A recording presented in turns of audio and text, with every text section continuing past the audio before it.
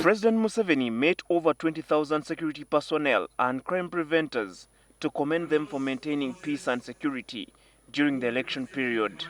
These people really had bad plans. They were plotting to cheat, plotting to bribe, plotting to commit arson, to burn things. The security agencies conducted joint operations across the country to prevent electoral violence.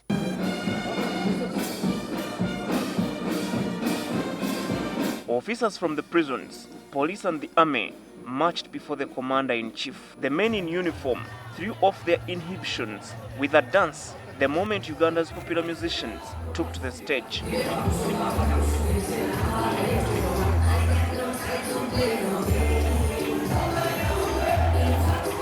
The president in his address scoffed at Western powers for channeling their resources in what he called unimportant areas of the economy. We don't have a single aid from anybody when it comes to defense. Our friends who love us so much, like God who loved the world and sent his only son, Jesus, to die for us. They love us, but they don't want to help us with the defense.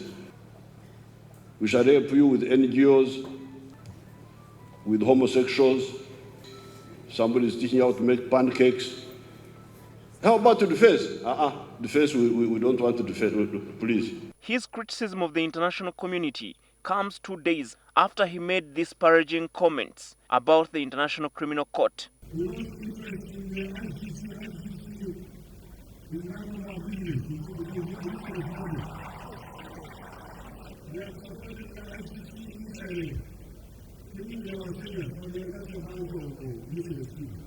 The president told the security officers to be patient about getting a salary increment because the government's priority is in buying new equipment and training them. If you spend all the money in salaries,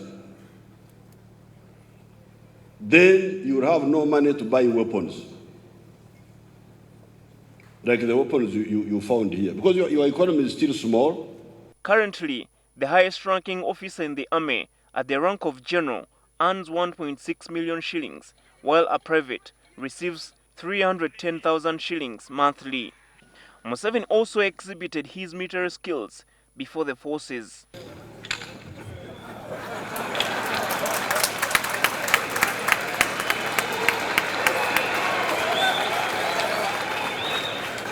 The Chief of Defense Forces, General Katumba Amala, and the Inspector General of Police, General Kale Kaihura, also praised the force for their role during the polls. We know that sometimes our demands seem to be very difficult to manage within your budget levels, but thank you very much for responding whenever we have made these demands. And I may say, security is not cheap. We pledge our loyalty to you, sir, as we continue to do our duty of ensuring security and safety of our country.